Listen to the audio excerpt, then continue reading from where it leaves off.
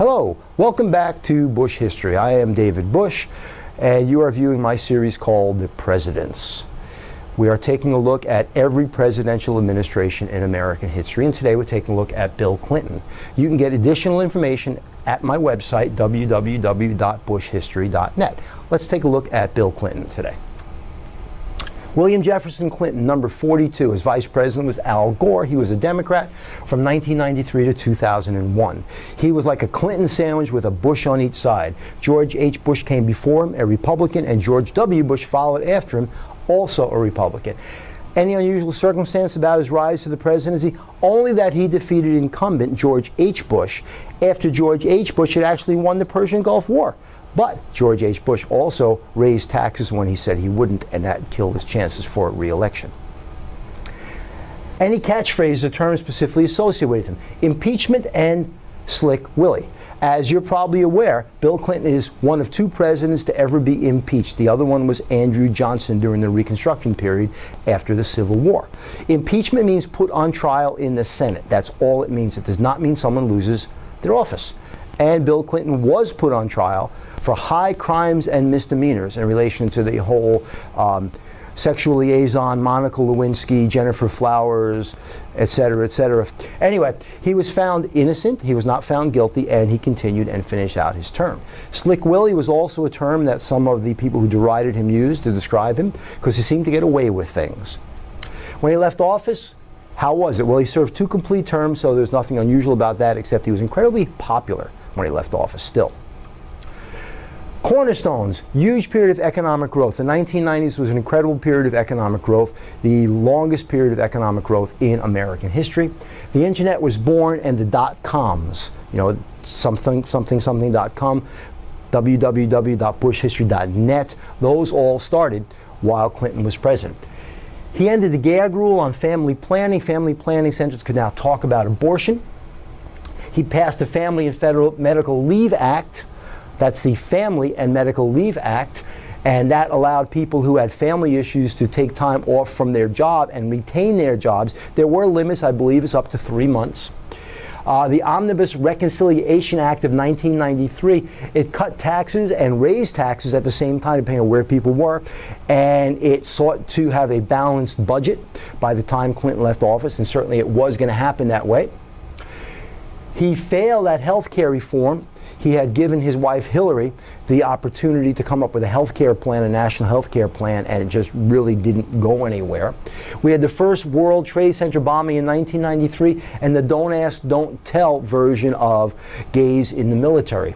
In 1994, we had the first White House website. The Republicans took control of Congress the same way they did under Barack Obama's administration. There was a federal assault weapons ban. In 1995, we have the Lobbying and Disclosure Act, and basically that said anybody donating money to a candidate or to an elected official has got to disclose it, as does the elected official. In 1996, the Anti-Terrorism and Effective Death Penalty Act, and we also have the Defense of Marriage Act, DOMA, which has been struck down recently. 1997 began a series of balanced budgets and surpluses going all the way to 2001. Bill Clinton actually had 4 years of surplus budgets, dried up very quickly under George W. Bush. In 1998, we have the whole Monica Lewinsky scandal, followed by impeachment. The Digital Millennium Copyright Act, now that we had the internet, we had to change copyright laws. 1999, we had the Y2K issue, the idea that what are computers going to do when we turn to 2000? Computers were programmed to read only the last 2 digits. So going to 2000, they would have to read 4 digits, and that was a big deal, but fortunately we got through that. In 2000, we had the longest economic expansion in U.S. history. 22.5 million jobs were created, the most for one administration, a $237 billion surplus, the largest in U.S. history. The welfare rolls dropped dramatically, and things were going really well. In 2001, we had 4% unemployment. That is the lowest in 30 years. By the way, 4% unemployment is considered full employment. Those 4% are people who are transients and between jobs. You can see Bill Clinton's farewell address by simply clicking on the link.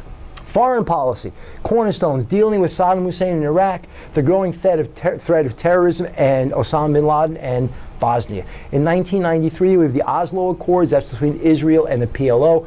The whole Bosnian, Serbian, Croatian event is going on. Bosnia begins. The U.S. attempt to stop the brutality of the Serbs. In 1994, we have NAFTA, the North American Free Trade Agreement, and that opened up the borders for trade between the United States, Canada, and Mexico. We have the genocide in Rwanda, in which Bill Clinton candidly regrets not getting involved. 1995, we have more sanctions against Iran. We have Iraq also still bothering the United States, with Saddam Hussein testing our mettle to see what we're going to do with the peace treaty that brought the Persian Gulf War to an end. In 1996, he tasked the CIA with finding Osama bin Laden. Boy, that took a long time. It finally took till President Obama was in office. We have embassy bombings in Kenya and Tanzania. We have also the Good Friday Agreement in Northern Ireland, which brought an end to the violence between the Catholics and the Protestants in Northern Ireland. In 1999, we declared the Taliban a terrorist regime, and the CIA thwarted bin Laden's New Year's conspiracy. He wanted a whole series of bombings on New Year's that year. In 2000, we have the Elian Gonzalez event, in which Elian Gonzalez had been taken to the United States out of Cuba by his mother, but his mother died, and his father's families wanted him back in Cuba, and ultimately he was sent back to Cuba, but it was a pretty ugly event. Some of the Iranian sanctions were decreased, so to speak, and we had the USS Cole bombing in Yemen. If you want to see Bill Clinton discuss Iraq, you can click on the link here. The presidency of Bill Clinton was, by most accounts, a pretty good time in American society. The economy boomed.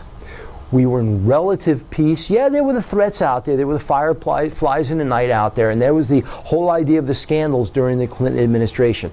But for the most part, the economy prospered, and people did very well during the last decade of the 20th century. So much that when President Clinton left office, I believe his popularity was about 67%, which is incredibly high.